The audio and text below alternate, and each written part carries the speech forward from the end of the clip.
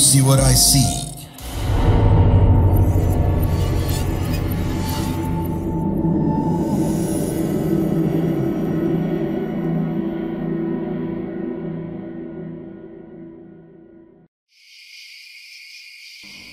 Halo warga desa Sukawedi, namaku Siti. Aku mau menceritakan pengalaman waktu kecil ketika sepulang dari suatu acara bersama kakekku dan adik laki-lakiku sekitar tahun 80-an. Malam itu aku, adikku dan kakekku terpaksa melewati jalanan yang sepi dan juga ada sungai sepanjang jalan yang kami lalui. Kalau tidak salah, waktu itu kami habis dari acara pengajian akbar di sebuah balai desa. Zaman dulu, listrik di jalanan memang belum sebanyak sekarang. Lampu-lampu rumah saja yang menerangi jalan kami. Sekitar 1 kilometer jarak dari tempat pengajian itu. Dulu sih jarak segitu nggak terlalu jauh. Karena merasa jalan hanya sebentar, mungkin sekitar 30 menit. Tapi karena adikku mengeluh capek, jadi kami sering beberapa kali berhenti jalan sebentar. Meter demi meter kami jalan perlahan. Sambil menikmati dinginnya malam dan suara jangkrik di sepanjang jalan. Jalannya gelap, langkah kami hanya diterangi oleh beberapa lampu rumah berwarna kuning remang-remang. Pada waktu itu, aku masih duduk di bangku SD kelas 4 dan adikku sekitar umur 6 tahun. Kami berdua digandeng kakek sepanjang jalan. Karena agak bahaya juga karena jalanan gelap dan sebelah kanan kami itu sungai seperti selokan gitu.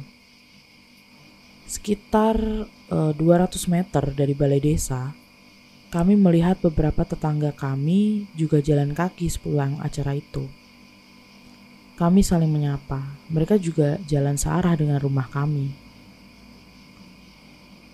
Malam itu entah kenapa aku merasa setelah berpapasan dengan tetangga kami tadi, suasana menjadi tiba-tiba sepi dan sangat sepi. Jangkrik yang tadinya bersaut-sautan mendadak sunyi. Angin yang tadinya lumayan kencang menerpa kami tiba-tiba berhenti. Malam seperti terasa aneh dan gak biasa. Aku menoleh ke arah belakang di mana seharusnya ada sekelompok orang yang merupakan tetangga kami tadi berjalan. Tapi mereka juga mendadak menghilang. Rasa-rasanya kami tidak pernah disalib mereka deh. Justru kami yang berpapasan mendahului mereka. Dengan polosnya aku tanya sama kakekku, "Kek, orang-orang di belakang tadi kemana ya?" Kakek menoleh ke belakang dan terlihat kebingungan. Kakek menjawab, "Mungkin sudah duluan." Beberapa langkah setelah kakek menjawab pertanyaanku, di samping kananku, di mana itu sungai selokan yang setiap beberapa meter itu, kalau orang Jawa menyebutnya buk, itu semacam untuk pondasi selokan terbuat dari semen, yang biasanya juga buat orang nongkrong duduk-duduk di situ. Kami bertiga kaget bukan kepalang melihat di hadapan kami di buk tadi. Kami melihat ada bungkusan putih seukuran manusia yang beberapa detik setelah kulihat penampakan itu, kami menyadari itu adalah pocong yang posisinya lagi tidur di atas buk tadi. Kulihat dengan jelas wajahnya dari samping. Wajahnya hitam, lalu seperti berlubang besar di bagian matanya. Seingatku yang terlihat jelas bagian hidung dari samping. Hidungnya panjang. Ya Allah, adikku menangis dan kakekku hanya bisa teriak, "Jangan dilihatin terus, ada kakek di sini, kalian aman." Pegangan kakek semakin erat. Makhluk itu hanya terdiam, berbaring di buk dan tidak bergerak. Kami melewatinya, berusaha setenang mungkin. Aku takut, tapi kami harus melewati jalan itu. Karena hanya jalan satu-satunya menuju rumah. Kami berpegang erat satu sama lain. Adikku menangis sejadi-jadinya sambil menutup mata. Kakek selalu bilang, ada kakek, gak usah takut. Tapi yang benar aja, baru saja kami lega telah melewati sosok tadi. Tiba-tiba buk di depan, ada sosok itu lagi.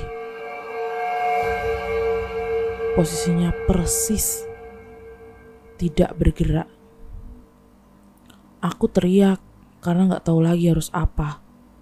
Selain makin mencengkram tangan kakek. Kami mau lari ke belakang pun tidak mungkin karena justru makin jauh nanti perjalanan kami.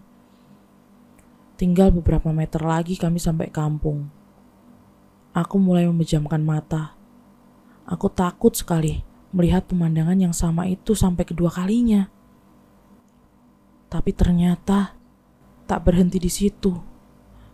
Kami bertemu dengan sosok itu lagi dan lagi sampai 4 kali. Ditambah jarak kami dengan sosok itu hanya beberapa meter saja. Karena memang jalanan sempit dan kiri kami cuma sawah yang sangat luas. Gak ada rumah satupun. Lalu kami sampai di sebuah jembatan ujung dari selokan itu. Kami sedikit lega. Karena sebentar lagi kami sampai gapura kampung kami. Aku memberanikan diri menoleh ke belakang. Ternyata sosok tadi, 4 pocong bermuka rusak tadi, sudah berganti posisi. Berdiri, berjejer menghadap kami, seolah menatap kami dari kejauhan. Kakek berusaha menenangkan walau aku tahu kakek juga gak menyangka akan ada kejadian seperti ini. Adikku tetap menangis sampai ia digendong oleh kakek. Akhirnya kami sampai di rumah. Terengah-engah walaupun kami sebenarnya tidak berlari-lari. Tapi seperti jantung aku rasanya mau copot melihat sosok menyeramkan itu.